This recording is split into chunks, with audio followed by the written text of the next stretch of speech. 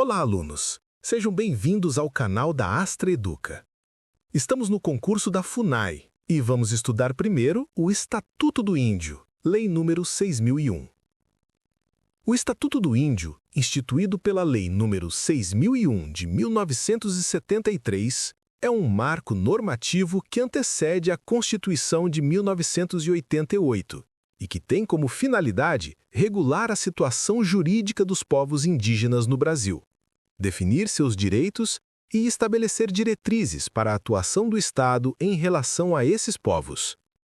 Embora seja anterior à Constituição atual e possua visão integracionista, muitas de suas disposições ainda estão em vigor, desde que compatíveis com a Constituição Federal de 1988, que inaugurou uma nova abordagem baseada no respeito à diversidade cultural e ao reconhecimento da organização social, costumes, línguas e tradições indígenas.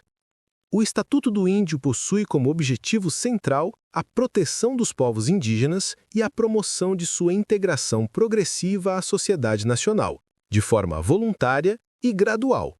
Este objetivo, porém, foi relativizado após 1988, pois a Constituição passa a adotar a visão da autonomia e do respeito aos modos de vida tradicionais, não impondo integração forçada.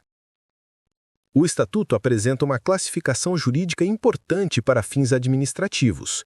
Ele distingue índios isolados, índios em vias de integração e índios integrados.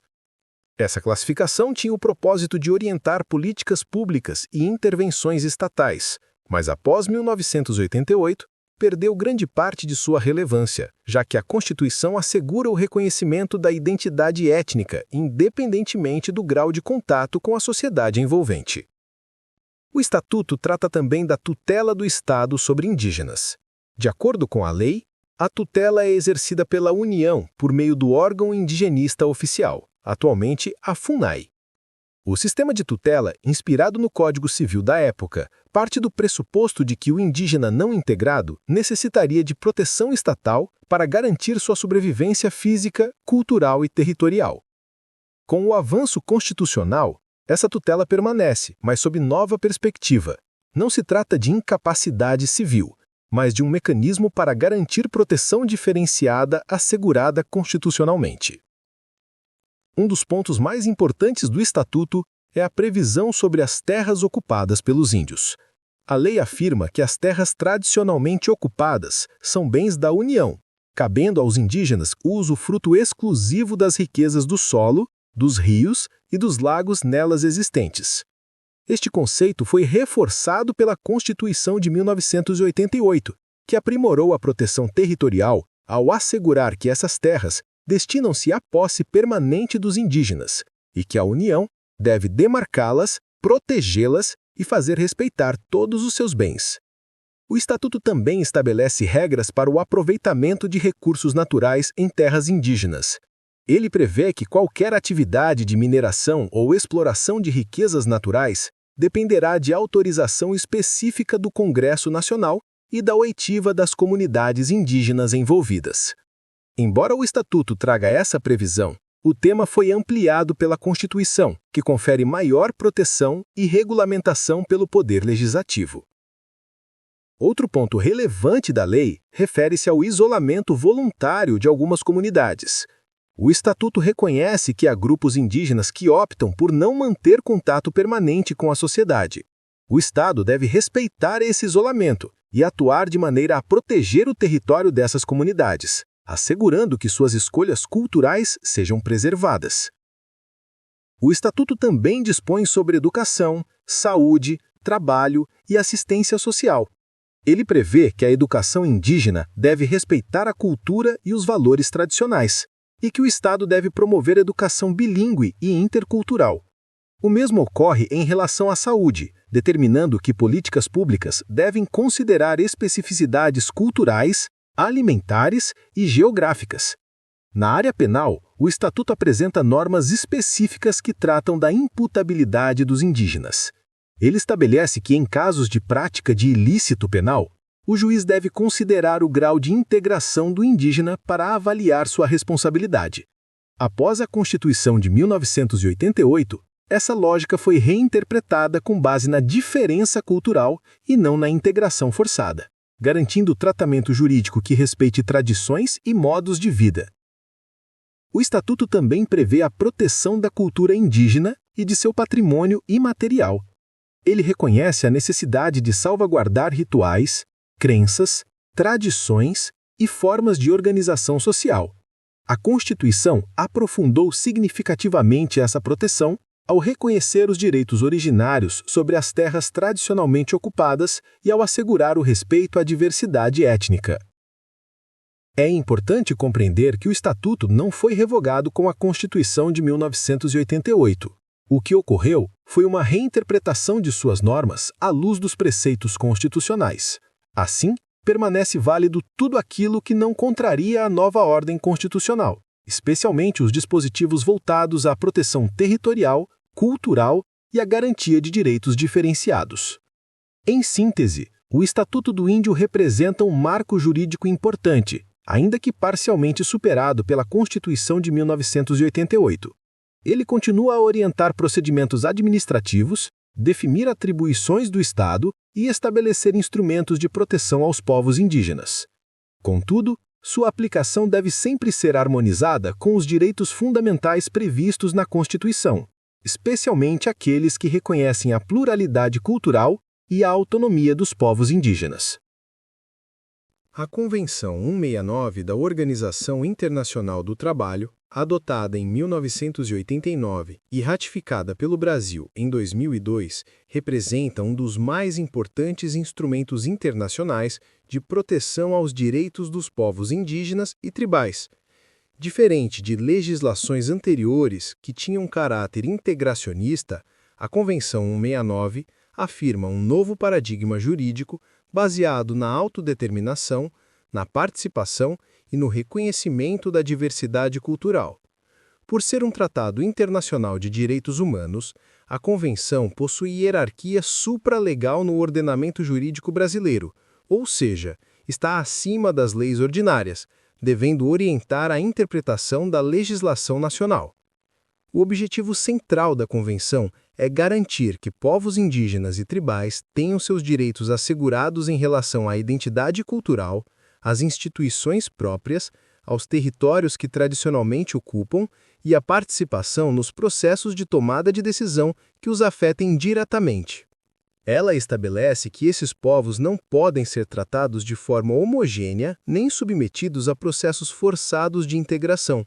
O foco é a autonomia e o respeito às formas próprias de organização social, cultural, espiritual e política. Um dos pilares fundamentais da Convenção 169 é o direito à consulta prévia, livre e informada. Isso significa que os povos indígenas têm o direito de serem consultados, de forma apropriada e através de suas instituições representativas, sempre que o Estado pretenda adotar medidas administrativas ou legislativas que possam afetá-los. A consulta deve ocorrer antes da decisão, de maneira transparente, com acesso às informações adequadas e com o objetivo de chegar a um acordo ou consentimento. Esse é um dos dispositivos mais cobrados em concursos, especialmente para órgãos como a FUNAI. A consulta prévia abrange temas como exploração de recursos naturais, construção de estradas, hidrelétricas, mineração, políticas ambientais, projetos de desenvolvimento e alterações legislativas que possam impactar direitos territoriais ou culturais indígenas. A consulta não é mera formalidade, ela deve ser conduzida de boa fé, com diálogo real e respeitando os tempos, línguas e tradições dos povos envolvidos. Outro ponto central da Convenção 169 é o direito à proteção das terras tradicionalmente ocupadas. Ela estabelece que os povos indígenas têm direito à posse e à propriedade das terras que tradicionalmente utilizam, e que essas terras devem ser demarcadas, protegidas e reconhecidas pelos Estados. Além disso, a Convenção determina que, caso haja necessidade de deslocamento dessas comunidades, tal medida só pode ocorrer mediante consentimento livre e informado, e deve garantir indenização justa e reposição territorial equivalente. A Convenção 169 também trata da gestão dos recursos naturais presentes nas terras indígenas. O texto afirma que os povos devem participar da utilização, administração e conservação desses recursos. Se o Estado desejar explorar tais recursos, deve consultar previamente os povos afetados, e estes têm direito a participar dos benefícios ou receber indenização por eventuais prejuízos. No campo da identidade cultural, a Convenção reforça o direito dos povos indígenas de manter suas línguas, tradições, instituições sociais e sistemas jurídicos próprios, desde que respeitados os direitos humanos universalmente reconhecidos. A educação deve ser bilíngue e intercultural, valorizando a cultura local. O Estado deve garantir que professores indígenas sejam formados e apoiados, e que o ensino reflita a história e os valores das comunidades, não apenas a visão externa sobre elas. A Convenção também estabelece princípios importantes sobre condições de trabalho, acesso à saúde, proteção social e desenvolvimento econômico. Ela determina que programas governamentais devem ser planejados em conjunto com os povos indígenas, respeitando seus interesses e prioridades. Em relação à saúde, enfatiza-se o respeito às práticas tradicionais e a integração de conhecimentos indígenas nos sistemas de saúde pública. Outro aspecto relevante é o reconhecimento da autoridade das instituições representativas indígenas. O Estado deve respeitar suas formas próprias de liderança, tomada de decisão e organização interna. Essa autonomia é essencial para a participação efetiva nas políticas públicas. A Convenção 169 foi incorporada ao ordenamento jurídico brasileiro pelo Decreto nº 10.088, de 2019, que consolidou todos os tratados internacionais de direitos humanos internalizados no país. Dessa forma, sua aplicação é obrigatória e deve orientar políticas governamentais, decisões judiciais e ações administrativas relacionadas aos povos indígenas. Em síntese, a Convenção 169 da OIT constitui um marco jurídico internacional que estabelece padrões avançados de proteção aos povos indígenas e tribais, garantindo participação, respeito à identidade cultural, proteção territorial e autonomia. Para a FUNAI e demais órgãos públicos, a Convenção é referência indispensável na elaboração de políticas públicas, na condução de processos de consulta e na proteção dos direitos desses povos. Para concursos, é essencial compreender seus princípios, sua importância e sua aplicação prática no contexto brasileiro. A demarcação de terras indígenas no Brasil é um tema central para o direito constitucional, administrativo, ambiental e para a proteção dos direitos humanos. Compreender esse processo é essencial para concursos que cobram legislação e políticas públicas. 1. Fundamentos constitucionais. A base jurídica está na Constituição Federal de 1988, especialmente artigos 231 e 232. Os povos indígenas têm direitos originários sobre as terras que tradicionalmente ocupam. Esses direitos precedem a formação do Estado, não são concessões, mas reconhecimentos. O Estado tem o dever de demarcar, proteger e fazer respeitar todas as terras indígenas, TIs. As comunidades indígenas têm capacidade jurídica para ingressar em juízo em defesa dos seus direitos e interesses. Artigo 232. Terras tradicionalmente ocupadas devem atender aos critérios: uso permanente, atividades produtivas tradicionais, necessidade de preservação ambiental e cultural, espaços necessários ao bem-estar. 2. Processo de demarcação de terras indígenas. O procedimento segue diretrizes definidas pelo Estado brasileiro, regulamentadas principalmente pelo Decreto nº 1775, de 1996. Etapas do processo. 1. Identificação e delimitação. Realizada por um grupo técnico coordenado pela FUNAI. Engloba estudos antropológicos, históricos, ambientais, cartográficos e fundiários. 2. Análise e aprovação pela FUNAI. O relatório técnico é submetido à consulta pública. 3. Declaração dos limites. Ato formal do Ministério da Justiça por meio de portaria declaratória. 4. Demarcação física. Instalação de marcos e limites no território. 5. Homologação. Feita pelo Presidente da República, mediante decreto presidencial. 6. Registro. Inscrição no Cartório de Registro de Imóveis e no SPU, Secretaria do Patrimônio da União. 3. O papel dos povos indígenas. Os povos indígenas participam dos estudos, das consultas, das decisões sobre o uso e proteção do território. São garantias respaldadas pela Constituição, Convenção 169 da OIT, consulta prévia livre e informada, e normas internacionais de proteção aos povos tradicionais. 4. Disputas e conflitos fundiários. A demarcação envolve debates como conflitos com agricultores, grileiros e madeireiros, disputas sobre mineração, impactos de grandes obras, pressões econômicas e políticas. A atuação do Ministério Público Federal, MPF, é frequentemente decisiva na defesa dos direitos. 5. Políticas públicas para povos indígenas. As políticas públicas voltadas às comunidades indígenas são intersetoriais e envolvem diversos ministérios e órgãos federais.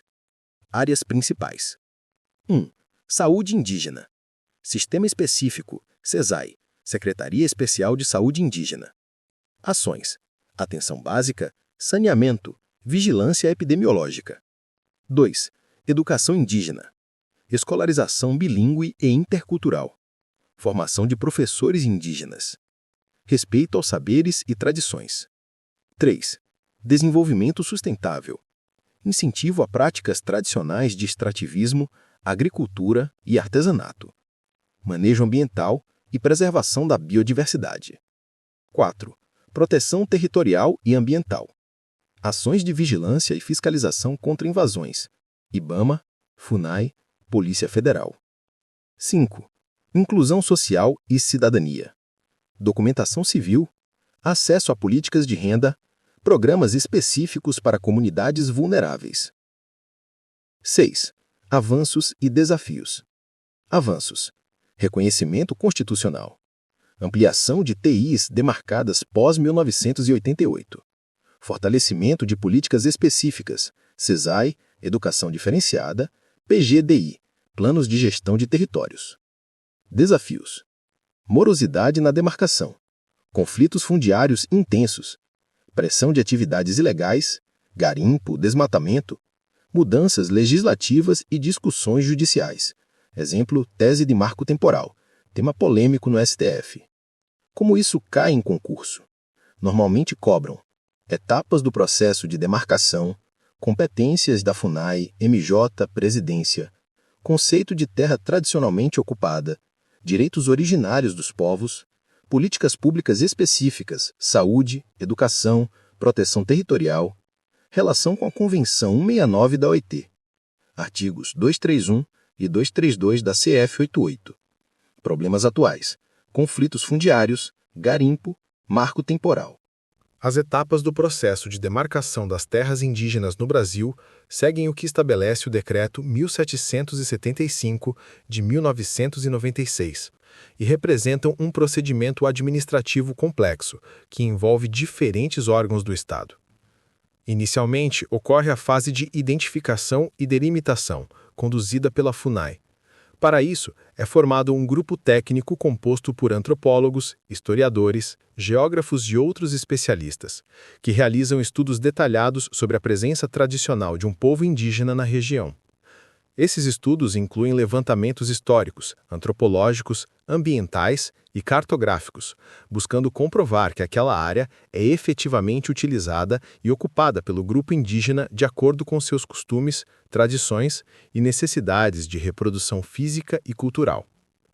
Após concluído o relatório de identificação, a FUNAI o publica para que terceiros eventualmente interessados possam apresentar contestações. Somente após essa fase de manifestação pública é que a presidência da FUNAI analisa o estudo e decide pela sua aprovação. A etapa seguinte envolve o Ministério da Justiça, que recebe o processo já consolidado e, caso concorde com a fundamentação apresentada, emite a chamada Portaria Declaratória, reconhecendo oficialmente os limites da terra indígena.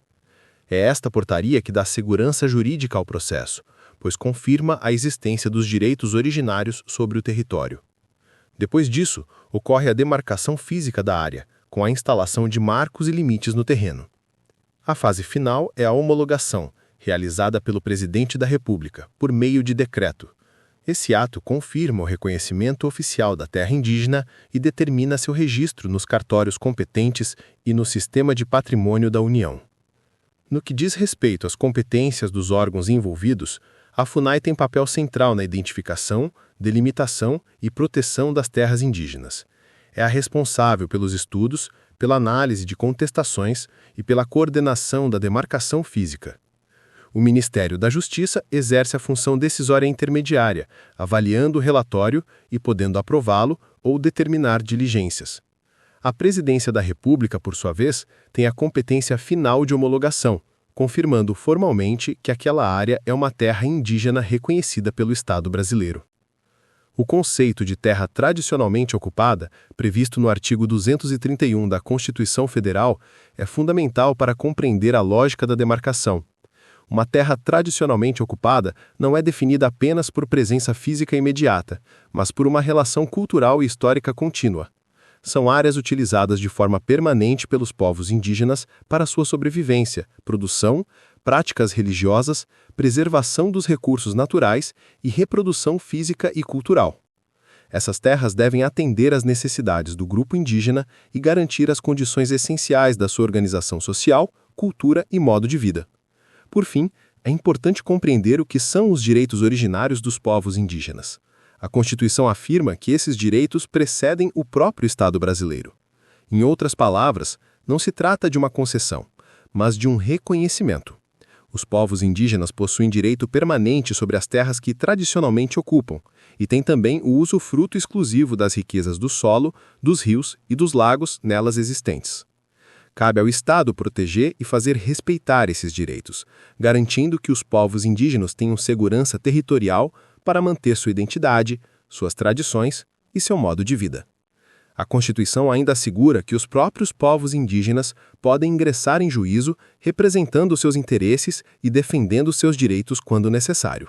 Os direitos constitucionais dos povos indígenas, previstos nos artigos 231 e 232 da Constituição Federal de 1988, representam um dos marcos mais importantes da proteção jurídica desses povos no Brasil. A Constituição reconhece que os povos indígenas possuem organização social própria, costumes, línguas, crenças, tradições e formas específicas de relação com a terra. Esse reconhecimento não é meramente simbólico. Ele estabelece uma base jurídica sólida para garantir a preservação da identidade cultural e da autonomia dos povos indígenas dentro do Estado brasileiro. O artigo 231 afirma que os indígenas têm direitos originários sobre as terras que tradicionalmente ocupam. Isso significa que esses direitos existem desde antes da formação do Estado e, portanto, o Estado não concede a terra aos povos indígenas, apenas reconhece oficialmente a posse tradicional que já existe. Esses direitos incluem a posse permanente das terras e o usufruto exclusivo das riquezas naturais nelas existentes, como rios, lagos e recursos do solo. O Estado deve proteger essas terras e impedir invasões, garantindo que não sejam usadas para exploração econômica por terceiros, salvo em casos excepcionais previstos em lei e sempre com consulta às comunidades indígenas. A Constituição também determina que as terras indígenas são bens da União, o que significa que não podem ser vendidas, arrendadas ou objeto de qualquer forma de alienação. Além disso, são terras inalienáveis e indisponíveis, e os direitos dos indígenas sobre elas são imprescritíveis. Isso impede que o tempo ou a inércia do Estado sejam usados como argumento para a retirada de direitos territoriais. A proteção do território é fundamental, porque a terra, para os povos indígenas, não é apenas um espaço físico, mas parte essencial da identidade, da cultura e da sobrevivência material e espiritual. Ainda dentro do artigo 231, a Constituição determina que cabe ao Estado assegurar que os indígenas sejam consultados previamente em situações que possam afetar suas terras e tradições, especialmente em casos de aproveitamento dos recursos hídricos, pesquisa ou exploração de riquezas minerais. Essa consulta deve ser realizada de modo adequado e respeitando a organização interna de cada povo, garantindo que as decisões sejam tomadas de forma livre e informada. O artigo 232 representa outro avanço significativo ao afirmar que os indígenas, suas comunidades e organizações têm legitimidade para ingressar em juízo em defesa de seus direitos e interesses. Isso significa que eles não dependem exclusivamente da FUNAI ou de qualquer outro órgão estatal para buscar proteção jurídica. Podem atuar diretamente como parte em processos judiciais, defendendo seus territórios, sua cultura e seus direitos individuais e coletivos. A FUNAI, por sua vez, mantém o dever de atuar como representante institucional quando necessário, mas a autonomia jurídica dos povos indígenas é plenamente reconhecida. Portanto, os artigos 231 e 232 da Constituição formam um núcleo da proteção constitucional dos povos indígenas no Brasil. Eles garantem direitos territoriais, culturais, sociais, ambientais e processuais, assegurando que a relação dos povos indígenas com suas terras e tradições seja reconhecida como elemento essencial da sua existência. Esses dispositivos também impõem ao Estado o dever permanente de proteção, fiscalização e promoção desses direitos, reforçando que a preservação dos povos indígenas é uma responsabilidade constitucional e um compromisso democrático.